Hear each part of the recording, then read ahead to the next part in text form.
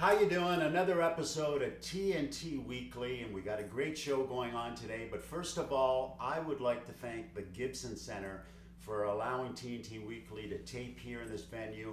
Greatly appreciated. They have some awesome events that are ongoing during this COVID period. And December 12th, guess who's coming to town? Maybe Santa. Santa Claus is coming to town, and it's a sold out event. They're very careful here with their safety precautions during this COVID, and so it's safe for your family and everything, and you can tell by these events being sold out immediately. Great stuff going on at the Gibson Center. If you have a little function, if you have something going on, think of the Gibson Center. They've got a wonderful facility. And remember, a community without arts and culture is just It's very boring. boring. There's nothing there. I've got a great guest with me today.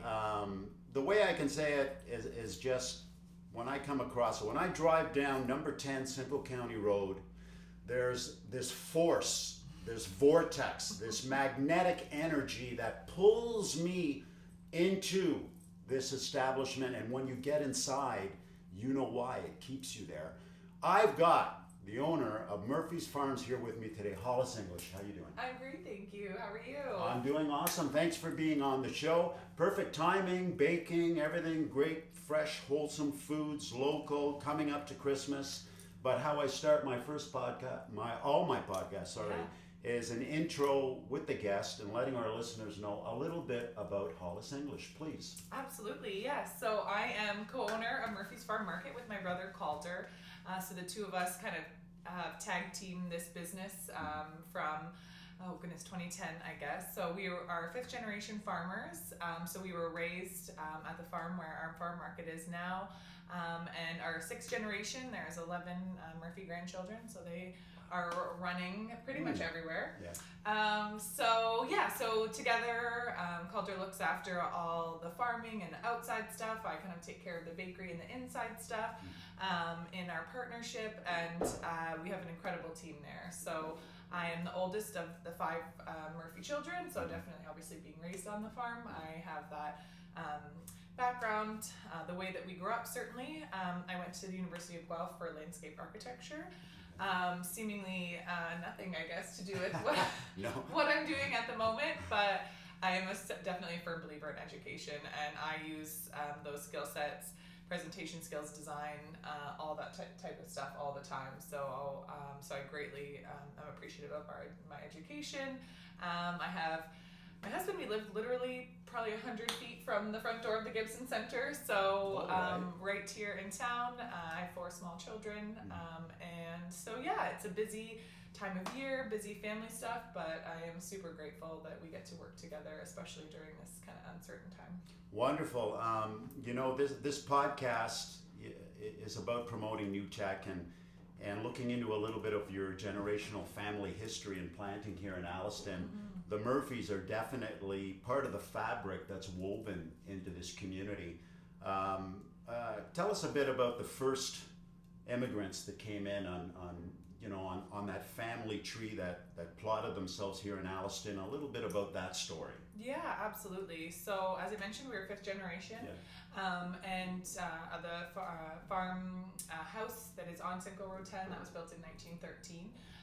So were very Irish Murphys, probably fairly obvious, but they came in late 1800s, and they settled over closer to Angela, and then they purchased the farm that we live at today. I think it was around it was in 1913. And then they built the house that we're in 1916. So they definitely have evolved. They've always been potato farming. They came from Ireland, definitely post potato famine as well, and kind of carried that on.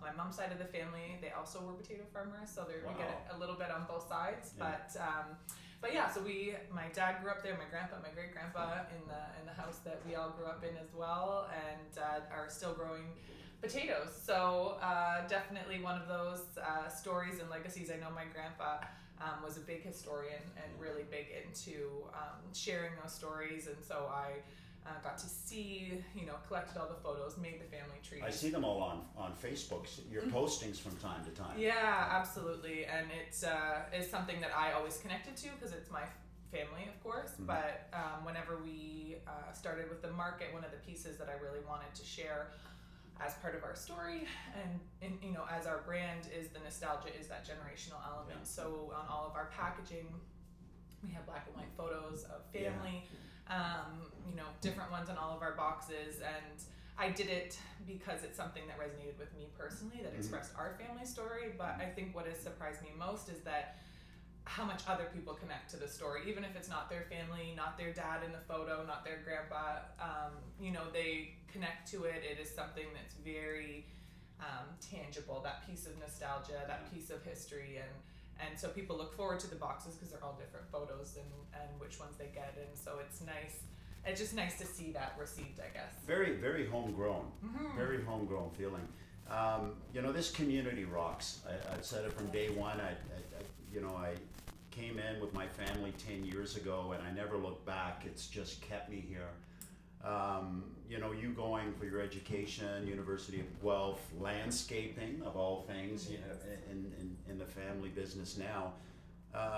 Tell us a bit about, I want our listeners to know how much this community rocks, right? And we stay here and we culture here and we fabricate here. And, what attracted you to keeping that tradition going and staying in this community? I can see it all around us, the hospital, the services, the people. Absolutely. What was your stay here, with the exception of obviously the roots of your family? Yeah, that's a great question. So when I did graduate from university, I went to England actually, and I was a nanny for a year there. Whoa! I know. Really? I did. I was a Beautiful. nanny for the lady who was actually one of our nannies whenever we were little. So that was a wonderful connection and story. But honestly, I really felt that was when I was there that I really became clear on wanting to return home to Alliston. I don't feel like I was ever one of those people who had to get out of Dodge or wanted to leave. I had the absolute instinct to travel. I had the opportunity to do an exchange in university. I was able to be a nanny, so I absolutely wanted to travel and see, but that feeling for me of hometown was something that was always very strong, and I just never felt the pull to have to leave or to go anywhere.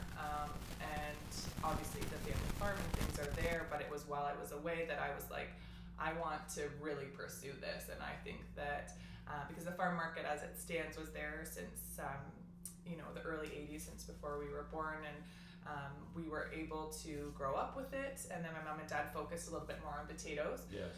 A little bit less on the farm market, and so there was opportunity there to really take that building and make it into something. And my brother Calder did a little bit of post-secondary, found it wasn't quite for him, and also decided he wanted to return to farming as well. So that happened coincidentally at the same time, and we just said, I think we can make a go at this. That's beautiful. It's a difficult time right now. Absolutely.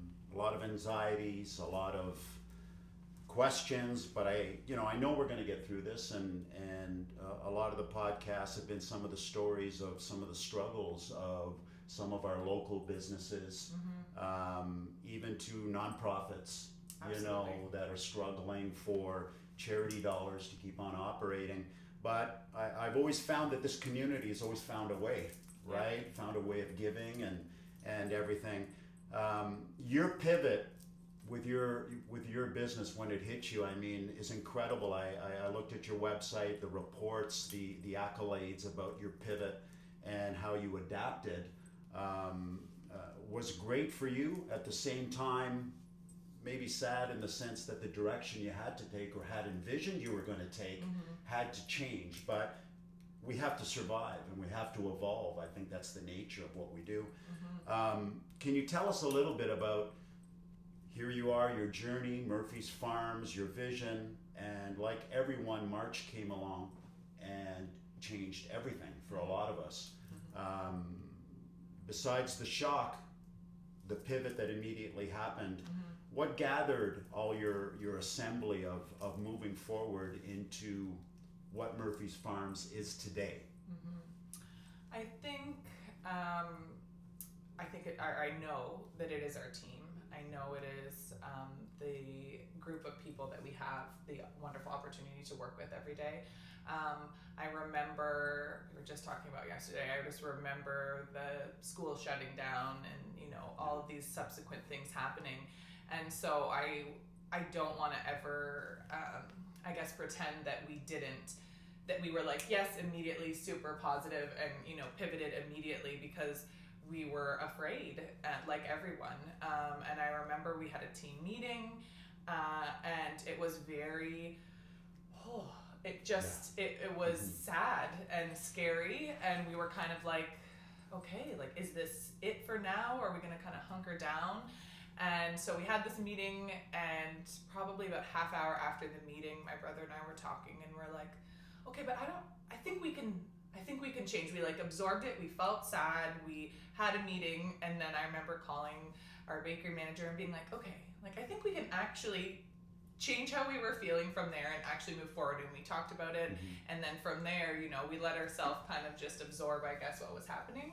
But from there, it was, once we made that choice or decision that we were going to go forward in some capacity, and just feel our way along. I think that was the real essence, I guess, of what we did. Is we talked to each other, said, okay, we're going to give it a go. And we had so many adaptable staff. So we had people on our admin team. We had our retail managers that were stepping into the bakery to make dry mixes for bread. And people wanted to bake at home, and people wanted to do that. And so our amazing team decided that, the roles were eliminated, and that our only job was to move forward together, and everyone was willing to jump in, whatever that looked like.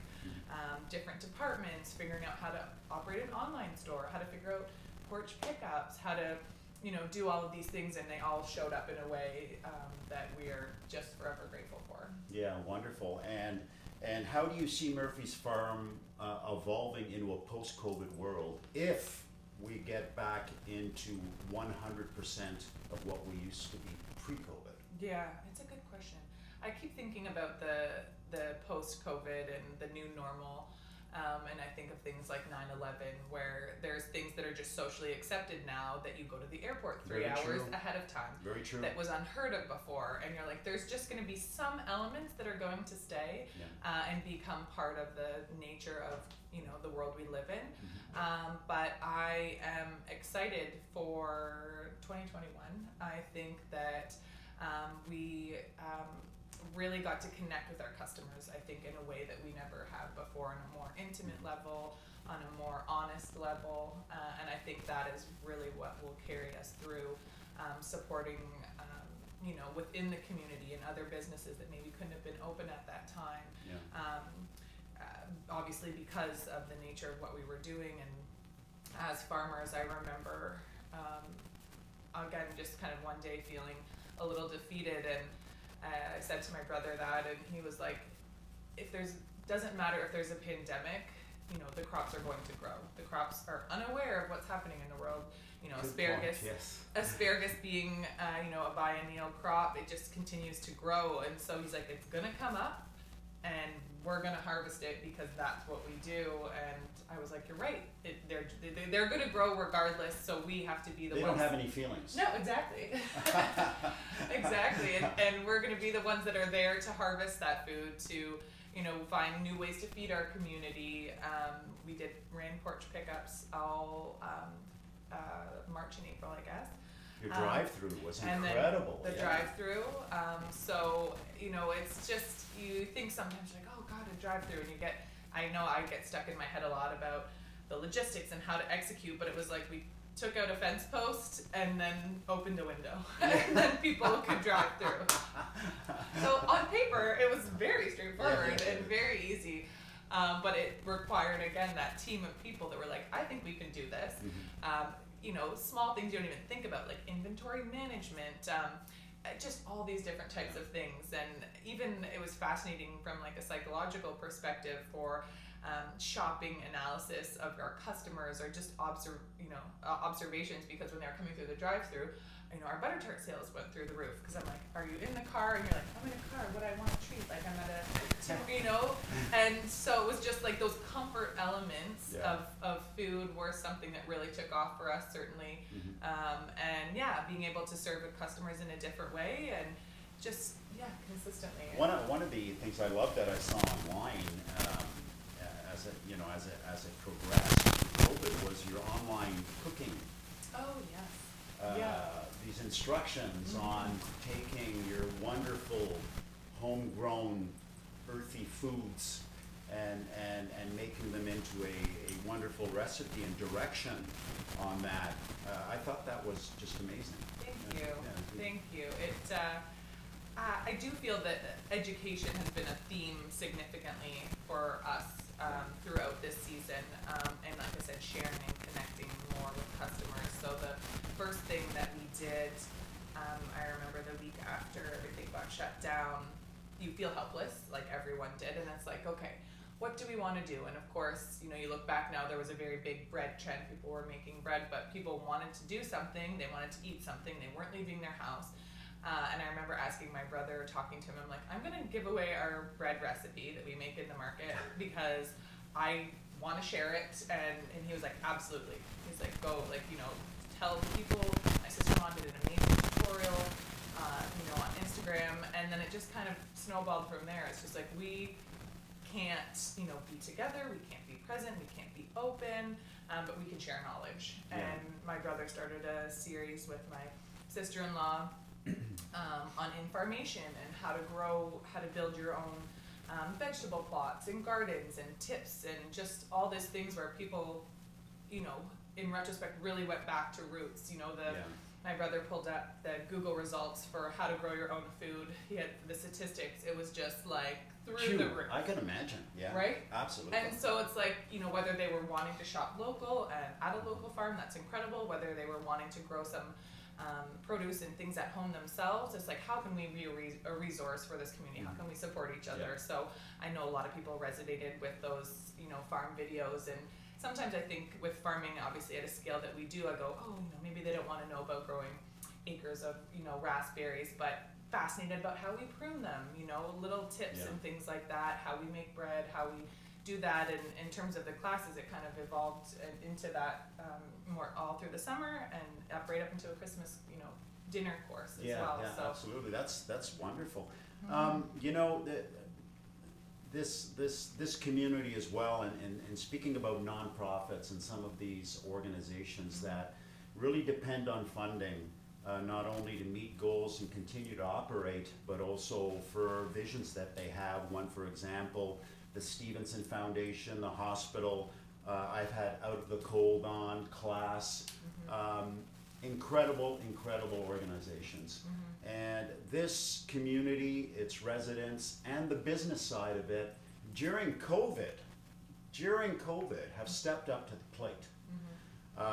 Stevenson Farms, Stephen and Suzanne, all these struggles that businesses are going on with, finding a way to still give back and keep the resources going. I know Murphy's is big on that. Maybe share with our listeners how important that is in keeping our community together and these wonderful services that plant house here, and how we need to consider, think of them, keep them in our mindset, and even if it's a little bit, find the room to give. Please. Yeah, absolutely. I think that is absolutely critical. It's one of the things, that we work at. Obviously, being a member of the community, we are able to participate in a number of different organizations, whether it's through silent auctions, donating, whether it's our courses or product or pies or things like that is really important. Our main fundraiser that we collect for all year is a Shop with a Cop event with the local OPP detachment. And that is taking place tomorrow, actually. Oh, really? Tell us a bit about that, please. Yeah. So the OPP approached Murphy's, I think 4 years ago, and asked if they would consider partnering with this Shop with a Cop program where they paired local, I believe it's grade 5 or grade 6 students with an officer. And we go to our local Walmart and they get a gift card there. So we fundraise. We have amazing local businesses that have supported that initiative. So it was twofold. It was serving some families in need that needed some holiday spirit, some uplifting, but also putting the police officers, building relationships in the community with them, with children. And so it has been a phenomenal program, and this year obviously there are restraints. Normally we do a little bit of a gift wrapping and holiday party kind of to go along with that, which we aren't able to do this year, but I was really delighted that they wanted to pursue it still, even with COVID. So we're going to have some restrictions, of course, but to still be able to do that. So I believe we have 24 families that we get to support wonderful through this initiative, which is really great. Things like the Lions Club hamper program, all of that type of stuff, certainly is absolutely something that. And that's going on tomorrow? It is tomorrow. Yeah. Okay. So we're taping now. It's Friday. This will be released tomorrow. So when you see it, it's actually today. It is today. Right. And where is that? At Walmart? It is at the Walmart. Yes. Okay. Yeah. So we are have it all set up and coordinated with the local detachment, and we get to go and support that, which is really special. Wonderful, wonderful. Coming to the end of the show, you know what? This is show number 32. 32 for me. And now that I got to know you just a bit better, thank you for your time. This community has some amazing women entrepreneurs. Like, look out, guys. I'm telling you. Maybe next mayor. It's really, really awesome. It's just some fantastic entrepreneurship and guts and resolve. And I've seen that from our businesswoman in this community. It's just amazing. And Hollis, to me, you're another one on the top. Really great. Any words for our listeners? Any words out there? I mean, there's so many special things to say and whatever. It is. Murphy's Farms, you get the last call here. I just want to wish everyone, I guess, a wonderful holiday. And obviously recognizing that it's going to look different, but I think what our focus has been is that there's still magic out there. There is Christmas magic that is available in small quantities, in small groups, and I know myself, I'm just really looking forward to taking the opportunity to really tune out and shut down and really embrace those very small gatherings, and but that it's still going to feel great, and that you can do those little things and small traditions that might not seem like a big deal, but really make your children, your family, really bring together. And there's so much good spirit, so much goodwill in this community, and I'm just so grateful to live where we live. Hollis, beautiful last words. Don't go to Murphy's Farms hungry. It's not a good plan. Okay, we'll see you on the next show. Merry Christmas. Happy holidays. Thank you so much, Hollis, for being on the show. It was wonderful. Over and out. See you on the next show. Thank you very much. Hey, that was pretty awesome.